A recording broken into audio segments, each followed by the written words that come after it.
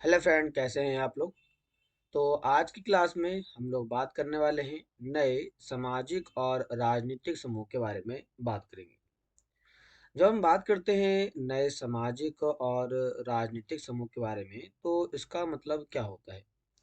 अब देखो, ये जो दो सेंटेंस है ना, ये हमें इसके बारे में बताने का काम करता है कि हमारा जो भारत है, भारत के अंदर सामाजिक तौर से और राजनीतिक तौर से जो नए नए समूह का डेवलपमेंट हुआ था वह किस समय हुआ था, हम इसके बारे में बात करेंगे। इसके साथ साथ हम ये भी देखेंगे कि भारत के अंदर इस प्रकार के जो बदलाव होते हैं वह किन लोगों के समय में होता है, अर्थात किन लोगों के भारत में आने से इन दोनों ही प्रकार के बदलाव होते हैं।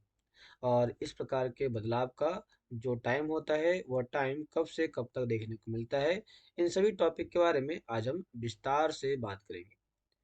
तो क्लास कहता है कि सन 700 से लेकर के 1750 ईस्वी के बीच के हजारों वर्षों का अध्ययन, मतलब कि आप लोग इसके यदि देखो तो आपको लग जाए कि ये 1050 सालों के बीच का अध्ययन बताता है।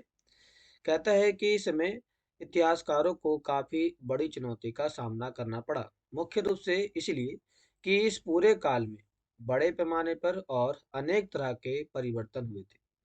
तो अब आपको पता होना चाहिए कि भारत में जितने भी परिवर्तन होते हैं वह 700 से लेकर के 1750 के ईस्वी के टाइम में होते हैं।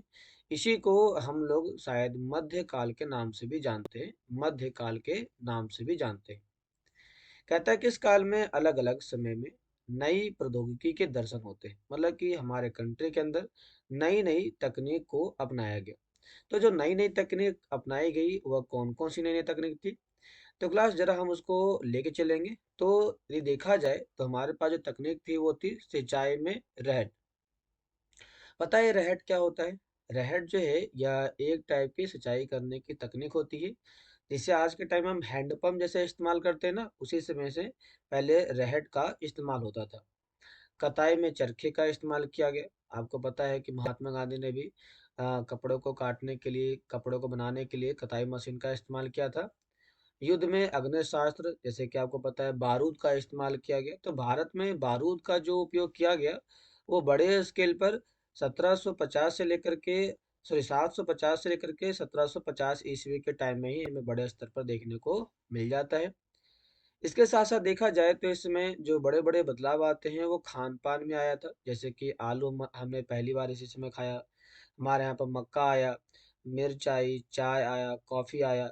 ये सभी चीज़ें जो आती हैं कहीं ना कहीं हमारे यहाँ पर इन्हीं टाइम के बीच में देखने को मिल जाती है। इस प्रकार से कह सकते हैं कि ये जो समय था काफ़ी बड़े परिवर्तन का काल था। इसीलिए इस समय नई प्रौद्योगिकियां और फसल इस प्रकार के क्षेत्रों में नए नए तरीकों को लेकर के आने का काम करता है। क्लास ये कहता है, इसके साथ साथ देखा जाए तो परिणाम स्वरूप ये काल आर्थिक, राजनीतिक, सामाजिक, सांस्कृतिक परिवर्तन का काल माना जाता है।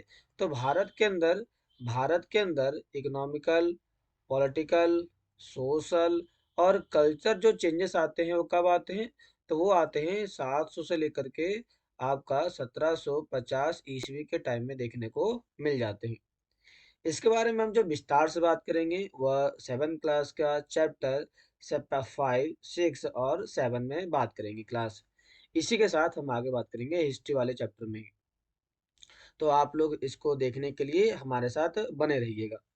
कहता है इस युग में लोगों की गतिशीलता एक स्थान से दूसरे स्थान पर आना जाना बहुत बढ़ गया।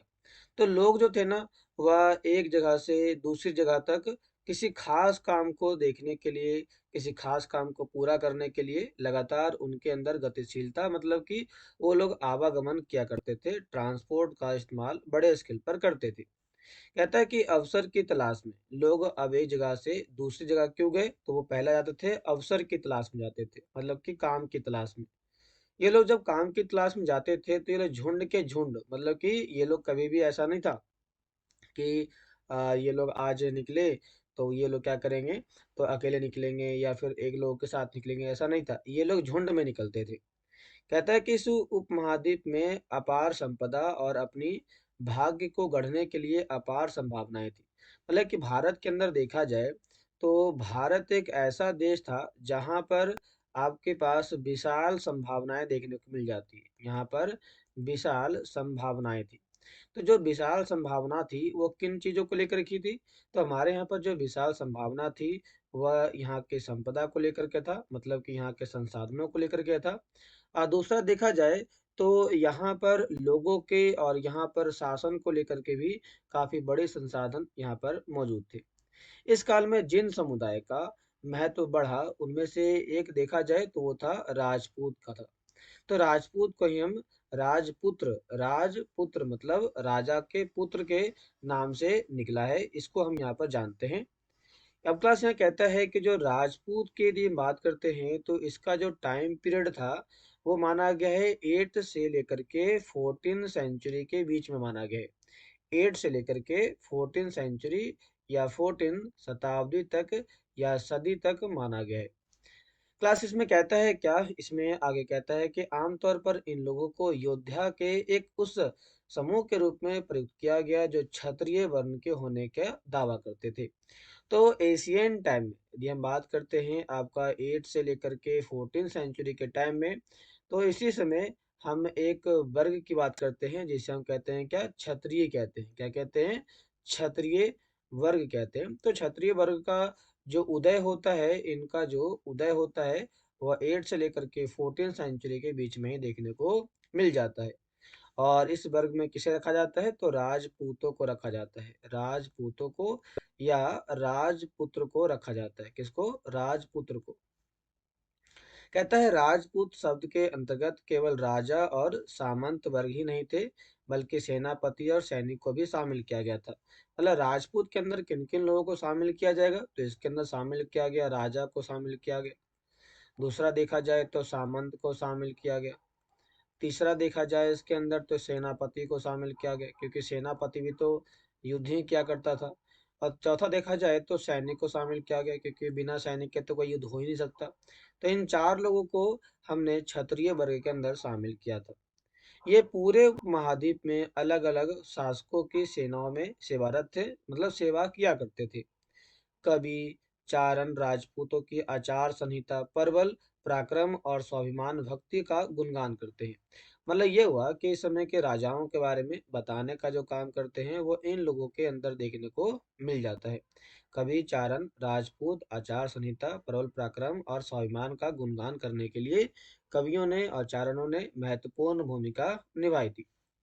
इसमें देखा जाए तो कहता है कि इस युग में राजनीतिक दृष्टि से महत्व हासिल करने के अवसर का लाभ मराठा, सिख, जाट, अहोम, कायस्थल कायस्थ ऐसे कुछ लोगों ने यहाँ पर बड़े स्केल पर अपने समूहों को स्थापित करने का काम किया। लेकिन किस तरह से? तो राजनीतिक दृष्टि से, पॉलिटिकल पॉइंट ऑफ व्यू से इन लोगों ने अपने आप को बड़े स्केल पर स्थापित करने का काम किया। कौन कौन लोगों ने? मराठा, सिख, जाट, अहोम, कायस्थ लोगों ने यहाँ पर अपने काम को बढ़ावा दिया। प्लस इसी में एक बात आया, कहता है क्या, इस पूरे काल के दौरान देखा जाए तो जंगलों की कटाई हो रही थी और खेती का इलाका बढ़ता जा रहा था। अब आपको पता है कि इस समय जो जंगलों की कटाई हो रही थी वह जंगलों की कटाई किन क्षेत्रों में हो रही थी? तो ये हो रहा था आपका मध्य भारत के क्षेत्र में हो रहा था। मध्य भारत के क्षेत्र में यदि मध्य भारत की बात करते हैं तो इसमें आपका आता है राजमहल की पहाड़ी आती है। राजमहल की पहाड़ी आती है। दूसरा आपका आता है विंध्याचल पहाड़ी आती है, जो विंध्याचल क्षेत्र था वहां पर देखने को मिल जाता है। तीसरा जो आता है वो आपका आता है छोटा नागपुर का इलाका जाता है। तो छोटा नागपुर के इलाके में भी जो जंगल था उसे काटा गया, हटाया गया और इन सभी क्षेत्रों में हमने कृषि का विकास करना चालू किया था। ये जो कृषि का विकास किया गया था, यहाँ से आदिवासी लोगों को हटा करके, आदिवासी लोगों को हटा करके यहाँ पर खेती का विस्तार बड़े स्केल पर किया गया। कुछ क्षेत्रों में यह परिवर्तन अन्य क्षेत्रों की अपेक्षा काफी तेजी से हो रहे थे, जिसके कारण यहाँ पर पर्यावरण पर काफी बड़े प्रभाव देखने को मिलते हैं। और कई वनवासी, वनवासी का मतलब होता है यहाँ पर कहा जाता है उन्हें आदिवासी। तो कई आदिवासी जो लोग थे उन्हें अपना स्थान छोड़ना पड़ता है और कुछ और वनवासी जमीन की जुताई करने लगे और वह किसान बन गए थे। मतलब कि किसान जो बने थे ना, ये आदिवासी में से कुछ लोग तो ऐसे थे जो अपने आप को किसान के तौर पर स्थापित कर लेते हैं। लेकिन कुछ लोग ऐसे थे जो यहाँ से पलायन कर जाते हैं, दूसरी जगह चले जाते हैं। किसानों के ये नए क्षेत्रीय समूह बाजार, मुखिया, पुजारियों, मठ और मंदिरों से प्रभावित होने लगे थे। क्योंकि जब किसान बनेंगे तो किसान बनने के बाद इन लोगों को अपनी सामाजिक स्थिति को चलाना पड़ेगा। तो ये लोगों ने अपनी सामाजिक स्थिति को चलाने के लिए ये किसी न किसी के तो प्रभाव में आ ही जाएंगे। तो ये लोग किसके प्रभाव में आ गए थे? इन लोगों के ऊपर यदि प्रभाव देखा गया तो इस समय हमें बाजार का प्रभाव मिला, इनके ऊपर मुखिया का प्रभाव मिला, पुजारियों का मिला, मठ का मिला और मंदिरों के प्रभाव इनके ऊपर देखने को बड़े स्केल पर मिल जाते हैं। अब ये कहता है कि वे बड़े और जटिल समाज के अंग बन गए। उन्हें कर चुकाने पड़ते थे और स्थानीय मालिक वर्ग की बेगार करनी पड़ती थी। अब ये बेगार क्या होता है? यहाँ पे देखो एक नया सेंटेंस का इस्तेमाल किया गया है, बेगार। आप इस प्रकार के सेंटेंस का इस्तेमाल कई जगह पर सुनेंगे भी आगे जा करके। तो जब बात करते हैं बेगार का मतलब, तो बेगार का मतलब होता है बिना पैसे के काम करना, बिना पैसे के काम करना या बिना मजदूरी के काम करना ही कहलाता है, आपका बेगार कहलाता है। कहता है कि परिणाम स्वरूप किसानों के बीच आर्थिक और सामाजिक अंतर उभरने लगे। कुछ के पास ज्यादा उपजाऊ जमीन होती थी, कुछ लोग मवेशी भी पालते थे और कुछ लोग खेती से खाली समय में दस्तकारी, दस्तकारी का मतलब होता है आप जो हैंडलूम का प्रोडक्ट बनाया करते थे, ये लोग यहाँ पर भी कुछ काम किया कर लेते थे। कहता है जैसे जैसे समाज में अंतर बढ़ने लगा, अंतर मतलब होता है यहाँ पर कि जाति के आधार पर, लिंग के आधार पर, जैसे कि यहाँ पर ब्राह्मणों को बांट दिया गया समाज के अंदर, फिर दूसरा इनको क्षत्रियों के बेसिस पे बांट दिया गया, क्षत्रियों के बेसिस पर, दूसरा इनको बांट दिया गया वैश्या में, बांट दिया गया शूद्रों में, बांट दिया गया। तो जो समाज में विभाजन हो रहा था ना, इन विभाजनों के आधार पर लोग जातियों को उपजातियों में बांटा जाने लगा। उनकी जो पृष्ठभूमि थी और व्यवसाय के आधार पर उन्हें बांटा जाने लगा। समाज में उन्हें ऊंचा नीचा का दर्जा दिया जाने लगा। ये दर्जे जो थे अस्थायी नहीं थे, मतलब कि ये बदलते रहते थे। किसी जाति विशेष के संदर्भों में या सदस्यों के हाथों में कितनी सत्ता, प्रभाव और संसाधनों का नियंत्रण है, इसके आधार पर इन्हें दर्जे बदलते रहते थे। मतलब कि यहाँ पर यदि किसी व्यक्ति को हम इस प्रकार का यदि दर्जा किसी को दे रहे हैं, इस प्रकार का दर्जा देने के लिए हमने कुछ कैटेगरी को डिसाइड कर दिया था। जैसे कि देखा जाए इनकी कैटेगरी के बारे में, तो पहले जो कैटेगरी थी वो थी जाति थी, दूसरी यहाँ उपजाति में बांट दिया गया था इन्हें। इसके आधार पर देखा जाए तो यहाँ पर जो इनको अलग अलग भागों में बांटा गया था वो कहता है सत्ता के आधार पर, प्रभाव के आधार पर और संसाधनों के आधार पर बांट दिया गया था। यदि जिसके पास ज़्यादा सत्ता होती थी वो राजा बन गया, जिसके पास कम सत्ता होती थी वो प्रजा बन गया। तो यहाँ पर सत्ता, प्रभाव और संसाधन के आधार पर लोगों के यहाँ पे दर्जे जो थे वो बदलते रहते थे। मतलब कि जिसके पास ज़्यादा पावर होगा वो बड़ा आदमी होगा, कम पावर होगा छोटा आदमी होगा। इस आधार पर यहाँ पर समाज के अंदर उनके जो स्थिति थी वो बदलती देखने को मिल जाती है। क्लास आगे कहता है, यहाँ पर आगे क्या, यहाँ पे कहता है कि अपने सदस्यों के व्यवहार का नियंत्रण करने के लिए जातियां स्वयं अपने अपने नियम बनाया करती थी। इसलिए आपको पता होगा कि प्राचीन टाइम में जितने भी गांव हुआ करते थे ना, गांव के अपने ही नियम हुआ करते थे, गांव के अपने ही नियम हुआ करते थे। तो ये जो गांव हुआ करते थे, ये गांव एक पूरे राज्य में काफी छोटे छोटे लेवल पर ये बनाए जाते थे और हर एक गांव का अपना मुखिया हुआ करता था और यही मुखिया जो था वह एक गांव का शासन चलाने का काम करता था। ये इस गांव का प्रशासन की व्यवस्था को संभालता था। इसके लिए जो मुखिया था वही नियमों को, लॉ को और रूल को बनाने का काम करने का प्रयास करता था। इन नियमों का पालन जाति के बड़े बुजुर्गों की एक सभा करती थी। तो यहाँ पर ध्यान में आ चुका होगा आप लोगों को, हमने पढ़ा भी था पिछली क्लास में। हमने देखा था कि यहाँ पे समाज को नियंत्रण करने के लिए हमने एक पंचायत बनाई थी, जिसे हम कहते हैं सभा कह सकते हैं। तो पंचायती सभा थी हमारे पास, ग्राम पंचायत थी। इस प्रकार से काम के माध्यम से हमने यहाँ पर लोगों को कंट्रोल करने का काम चालू किया था। यहीं पे कहता है कि कुछ इलाकों में जाति पंचायत इन्हें कहा गया था।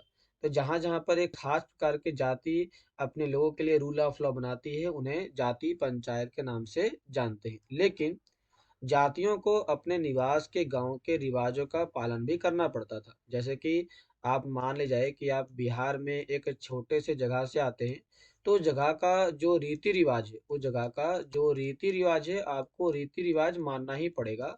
तो इस प्रकार से यहाँ पर भी आप जिस समाज से आते हैं, उस गांव से आते हैं, उस गांव का आपको रीति रिवाज मानना पड़ेगा। इसके अलावा कई गांवों पर मुखिया का शासन हुआ करता था और मिलाकर वे किसी राज्य की एक छोटी इकाई पर भार होती थी। मतलब कि इसी को प्राचीन टाइम में हमने कह सकते हो कि ग्रामीण स्तर की सरकार के तौर पर कह सकते हैं, ग्रामीण स्तर की सरकार के तौर पर हम इसे जानने का काम करते हैं, जिसे आज के टाइम में हम कहते हैं लोकल गवर्नमेंट कहते हैं। तो आप लोग को पता होना चाहिए जो लोकल गवर्नमेंट का हमारे कंट्री में प्रोविजन किया गया है, वह 73rd अमेंडमेंट 1992 में हमारे यहाँ पर इसके लिए प्रोविजन कर दिया गया है। इस प्रोविजन के माध्यम से हमने यहाँ पे लोगों को काफ़ी बड़े स्केल पर काफ़ी सारे राइट्स देने का काम किया है, जो लोकल लेवल की गवर्नमेंट को और ज़्यादा प्रमोट करने का काम चालू करता है क्लास। तो क्या आपको ये टॉपिक समझ में आया? इस टॉपिक में हमने विस्तार से देख लिया कि भारत में किस समय कौन-कौन से बड़े स्केल पर परिवर्तन देखने को मिल जाते हैं, कौन-कौन से नए सामाजिक समूह, राजनीतिक समूह के प्रभाव देखने को मिल जाते हैं। तो वैसे आपकी वीडियो कैसी लगी ज़रूर बताइए और वीडियो को सब्सक्राइब, लाइक ज़रूर करें। तो मिलते हैं नेक्स्ट क्लास में, तब तक के लिए धन्यवाद।